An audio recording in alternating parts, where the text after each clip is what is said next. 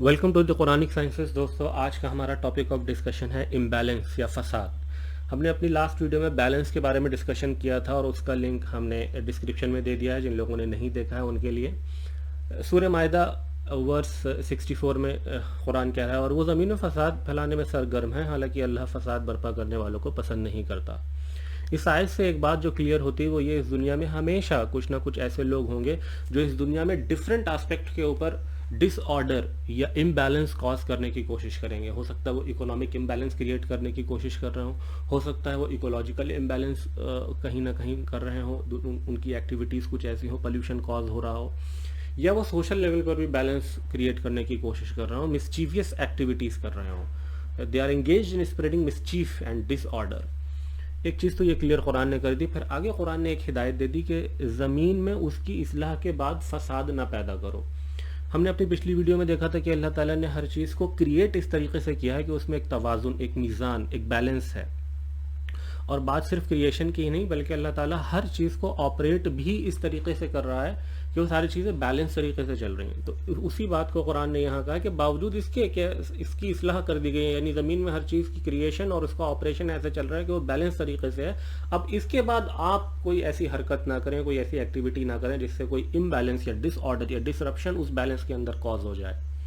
پھر اسی میسج کو آگے قرآن نے اس پر میسج کو ریپیٹ کیا ہے سورہ ہود کی آیت نمبر 85 میں کہ زمین میں فساد نہ مچاؤ.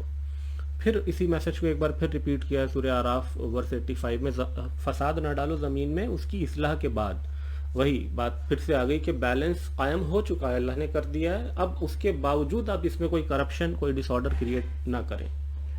پھر آگے قرآن کہتا ہے سورہ اعراف ورس 142 میں کہ سدھار کرتے رہو. آپ ہمیشہ کچھ نہ کچھ ایسی ریفارم ایکٹیویٹیز کریے جس سے جو بیلنس جو اللہ تعالیٰ نے بنایا ہے وہ قائم رہے، وہ مینٹین رہے، اور فساد پیدا کرنے والوں کے طریقے پر نہ چلو. کوئی ایسی ایکٹیویٹی مت کرو جس سے کہ کہیں بھی کسی بھی لیول پہ، چاہے وہ اکنامک لیول پر ہو، چاہے وہ سوشل لیول پر ہو، چاہے وہ ایکولوجیکل لیول پر ہو، کہیں بھی کسی بھی طریقے کا کوئی ڈس آرڈر یا امبیلنس کاز نہیں ہونا چاہیے. پھر سورہ اعراف ورس 55 میں قرآن کہتا ہے: یقیناً وہ حد سے گزرنے والوں کو پسند نہیں کرتا. یعنی اللہ تعالیٰ he does not love those who exceed the limits. یہاں ایکسیڈ دا لمٹس کا مطلب یہ ہے کہ کوئی بھی ایکٹیویٹی اس میگنیٹیوڈ میں کری گئی ہے کہ وہ بیلنس جو اللہ نے قائم کیا وہ بگڑ جائے. یہ ہے کہ آپ نے ایکسیڈ کر دی، اس لمٹ کو جو ہے آپ پار کر گئے، جو تھریش ہولڈ تھا اس بیلنس کے بگڑنے کا اس کو کراس کر دیا.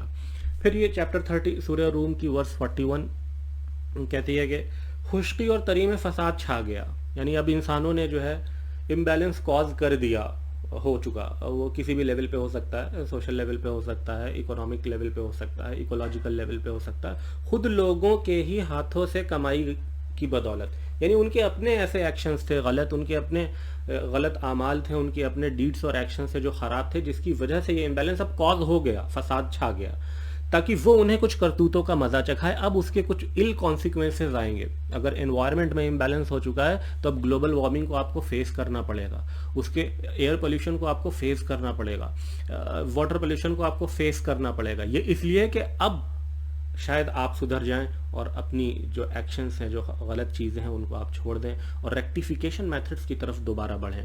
قرآن کہہ رہا ہے اس توقع پر کہ وہ باز آ جائیں. Corruption and disorder has spread over the land and sea of the ill acts which people have earned with their own hands. ایک چیز بالکل یہاں پر پھر سے قرآن نے صاف بتائی کہ جو امبیلنس کاز ہوا ہے it is because it is due to your own actions. اللہ نے، خدا نے، ایشور نے یہ جو کریٹ کیا ہے اس یونیورس کو، اس کو ایک ایسے نظام کے ساتھ کریٹ کیا تھا کہ اس میں بیلنس تھا، اس میں توازن تھا، میزان قائم کیا ہے ہر آسپیکٹ کے اوپر. امبیلنس سے ریلیٹڈ کچھ اور چیزیں ہیں جو ہم نیکسٹ ویڈیو میں انشاءاللہ اس کو کور کریں گے. اور ایسی قرآنک انسائٹس کو سے جڑے رہنے کے لیے ہمارے چینل کو سبسکرائب کریں. Thank you very much.